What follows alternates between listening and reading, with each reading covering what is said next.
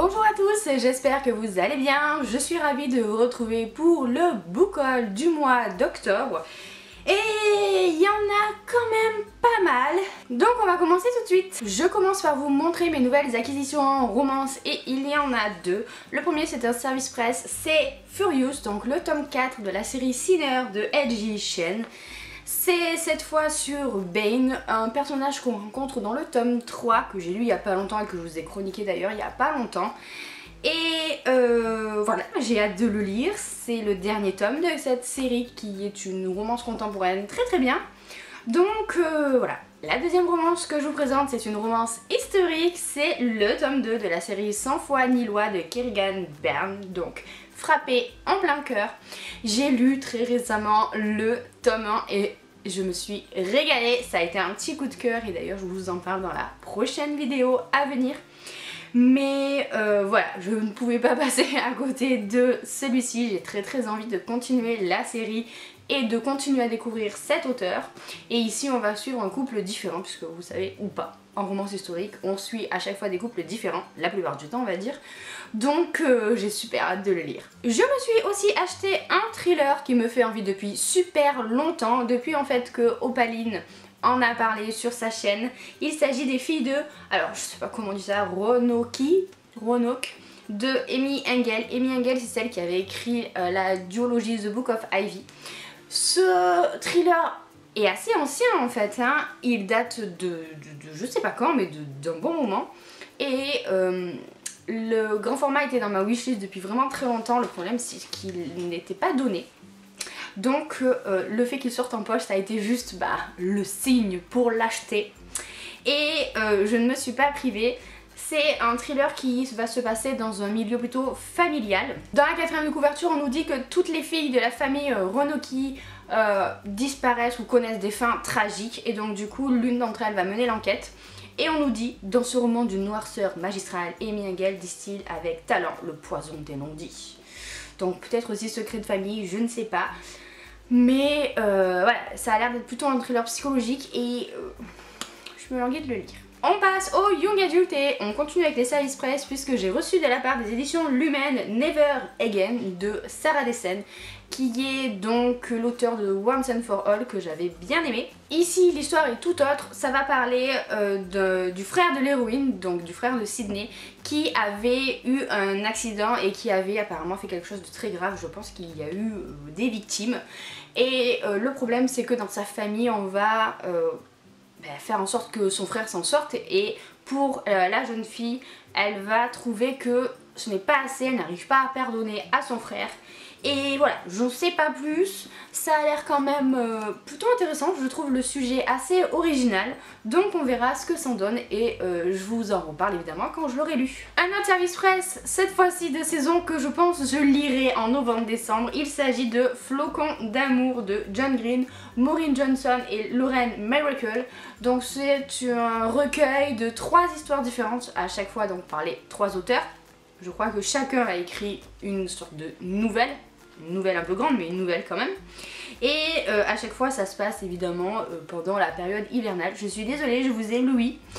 Et voilà, il était dans ma wishlist lui aussi depuis longtemps et le fait qu'il sorte en poche ça a été une bonne surprise et le livre de poche jeunesse me l'a envoyé. Donc voilà, je le lirai quand il va commencer à faire bien froid. Quand Noël va commencer à se manifester, vous voyez, donc je pense à partir de mi-novembre, ça va être top. Un autre Young Adult de saison que j'ai reçu, c'est Ensemble à minuit de Jennifer Castle. Et vous voyez très bien la couverture là aussi très hivernale. L'histoire c'est celle de 2 adolescents qui vont être témoins de quelque chose de pas très joyeux et ils vont se sentir coupables de n'avoir rien fait. Et quelqu'un va leur dire mais pourquoi est-ce que vous réaliserez pas justement une bonne action. Alors je sais pas si, je me rappelle plus si c'est dans la soirée juste avant le nouvel an ou si c'est sur plusieurs jours, bon bref, en tout cas ils vont essayer de rendre du bonheur, enfin bon bref, de faire de bonnes actions avec des inconnus comme ça qu'ils vont rencontrer, plus ou moins agréables d'après ce que j'ai compris. Et je trouve là encore le résumé assez original et j'ai hâte de le lire. Ça je me dis que pendant la période de décembre des fêtes, ça va être juste la lecture parfaite. Et en plus je fais des rimes hein. Et cette fois-ci on passe aux achats que j'ai fait moi. Alors, celui-ci, je pense que ceux qui me connaissent pensent que je l'ai déjà, ou qui en tout cas vont être très surpris de le voir à peine apparaître sur ma chaîne. Mais j'ai des explications. Il s'agit de Restore Me de Taïri Mafi, donc c'est le tome 4 de la série Insaisissable, ou en tout cas le premier tome de la saison 2, qui est sorti d'ailleurs déjà en français. Ça, je crois que le titre c'est Crois en moi ou un truc comme ça. Et le tome 5 est en cours d'écriture, hein, il va bientôt sortir, et je crois qu'il sortira en 2019. Et non, je n'ai toujours pas lu celui-ci, alors que ça fait quand même un bail qu'il est sorti en VO. J'osais pas l'acheter parce que j'ai vu des avis plutôt mitigés sur cette suite, et ça me fait très peur. Moi qui ai tellement aimé la série Insaisissable de Taïri Mafi, d'ailleurs vous l'avez là en français et là derrière moi en VO, j'ai trop peur quoi. J'ai trop peur d'être déçue. Du coup, je ne l'ai toujours pas lu, mais là, quand j'ai vu qu'il sortait en français, je me suis dit, mais là, c'est plus possible quoi. Tu peux plus retarder l'échéance. Faut que tu le fasses quoi. Faut que tu t'y mettes. Du coup, je me suis pris la VO parce que moi, je préfère la VO avec Taïri Mafi. Son style assez poétique n'est pas difficile à lire pour moi, donc du coup, je m'en prive pas. Et voilà. En plus, il y a le point de vue de Warner dedans, je le sais, mais j'ai trop peur. Est-ce que ça vous fait ça vous aussi quand vous attendez un livre depuis super longtemps et après vous osez plus le lire parce que vous avez trop peur d'être déçu? C'est mon cas. Un autre livre que je me suis acheté parce qu'il me faisait envie depuis longtemps, et là aussi c'est de saison. Ouais, j'ai envie de lecture hivernale, je pense ce mois-ci, c'était un peu un signe. C'est Lumière de Carole Trébor. Je me le suis pris en occasion, il me semble que... ou non, je m'en rappelle plus. Tiens. Et je trouve cette couverture magnifique. J'avoue que la couverture, il y avait beaucoup pour mon achat, mais aussi l'histoire. Ça va parler d'une jeune fille, Sledvana, qui va quitter Paris pour suivre la dernière volonté de sa mère, et elle va retourner en Russie. Elle va apparemment découvrir qu'elle a des pouvoirs, je sais pas trop, mais ça a l'air vachement bien. Et alors, je suis allée voir les avis et ils sont dithyrambiques sur ce bouquin. Donc voilà, il faut absolument que je me le cale pour le lire cet hiver, parce que sinon il va traîner. Je me connais, sinon si je le lis pas en hiver, je le lirai pas cette année. Donc il faut vraiment que je me le cale pour le lire pendant la bonne saison. Et j'ai jamais vu trop d'avis passer sur ce bouquin sur YouTube, donc voilà. Je me dis que ça peut être une bonne découverte. Et pour finir, un dernier livre que j'ai trouvé à Emmaüs, c'est Dear George Clooney, tu veux pas épouser ma mère de Suzy Nielsen. J'aime beaucoup cette auteure, donc à chaque fois que je vois un bouquin d'elle, voilà, j'hésite pas. Ça va être l'histoire de Violette, et il me semble que Violette, je l'ai déjà croisée dans un autre bouquin de cet auteur.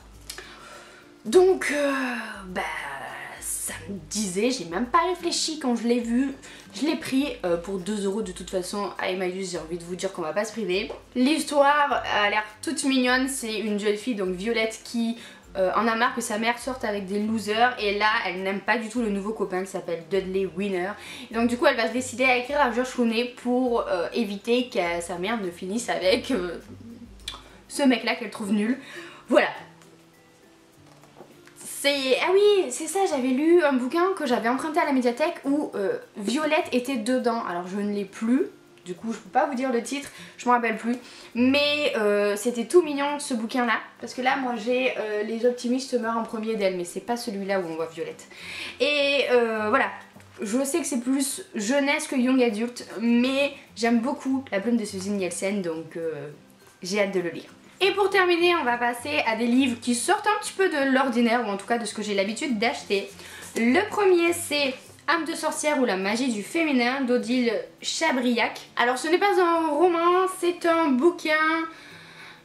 Alors c'est pas du développement personnel, je dirais un peu moitié ésotérique, moitié sociologique, qui va raconter en fait l'histoire des sorcières, ou en tout cas comment est-ce qu'elles étaient traitées au Moyen-Âge, comment est-ce qu'elles sont perçues aujourd'hui. Et ça va surtout parler du féminin en général. Là, je suis en train de le lire et j'ai passé tout le chapitre plus historique. Là par exemple ça parlait du retour au corps, ça parlait des règles, de pourquoi est-ce que c'était mal perçu, d'où est-ce que ça vient, de l'accouchement aussi. Il y a certains tabous tout autour. Voilà, après on va parler de nudité, de sexualité, de spiritualité aussi un petit peu. Et c'est surtout très féministe comme bouquin, mais féministe pas ouais il faut qu'on combatte, allez on va brûler nos soutiens-gorge. Excusez-moi j'exagère un petit peu le trait mais vous avez compris. Mais plutôt retrouver sa féminité, ne plus en avoir honte ou en tout cas l'assumer. Et même si je suis pas d'accord avec tout, j'aime bien. Voilà, il y a à boire et à manger là-dedans. Je suis plus intéressée par le côté sociologique, je vous avoue, que côté ésotérique. Mais je trouve ça vachement intéressant, c'est pas le genre de lecture auquel je suis habituée. Et je vous en reparlerai quand je l'aurai terminé. On reste dans l'aspect un peu... je vais pas dire spirituel mais presque, avec un livre d'une beauté. Je suis tombée dessus par hasard à Cultura, j'en avais pas du tout entendu parler et je l'ai pris. Il s'agit de Lune. Alors à la base c'est un bouquin pour enfants, voilà, je ne savais pas. Et ça va parler de la lune sous plein d'aspects, de thèmes différents et c'est ce que j'adore. Et avec des illustrations mais magnifiques dedans. Ah voilà, j'en suis là. On va vous parler de la lune d'un point de vue physique, d'un point de vue sur l'impact que ça peut faire sur par exemple notre corps, notre environnement. Ça parle aussi de point de vue un peu plus mythologique, ça raconte les mythes autour de la lune qu'il peut y avoir dans différents pays. On va retrouver aussi des explications un peu plus scientifiques, surtout vers la fin où on va nous parler de la conquête de la lune. Et c'est un petit bijou ce livre, mais vraiment il est magnifique. Je lis quelques pages un peu tous les soirs et je me régale. J'en ai pas du tout entendu parler, je ne connais pas du tout cette maison d'édition, Gruneau Édition. Bon, c'est une maison d'édition plus pour la jeunesse, mais je trouve que ce bouquin peut être lu aussi par des grands, même si certaines explications sont un petit peu trop succinctes à mon goût, mais c'est un plaisir quoi. Et pour terminer, on reste dans la sorcellerie, mais cette fois en graphisme, en manga, puisque j'ai craqué moi aussi. Voilà, on l'a vu passer partout, notamment sur Instagram. Tout le monde trouve que c'est génial et bah, j'avais envie de tester. Du coup, je me suis pris le tome 1 de l'Atelier des Sorciers que j'ai lu, que j'ai beaucoup aimé. Et donc, je me suis pris le tome 2 et le tome 3. Voilà, hein. Je compte lire ce tome 2 cette semaine puisque je suis en vacances. Et c'est vraiment très bien, j'avoue. J'avoue que l'histoire est très originale. Ça parle de sorciers, mais j'ai l'impression de retrouver un petit peu... ce côté un peu magique, fantastique, un peu des studios Ghibli. Et j'aime beaucoup. Je trouve que c'est plutôt sympa comme histoire, qui a l'air pas si simple que ça. Et les dessins sont très beaux. Donc voilà, je ne sais pas quoi demander d'autre, hein.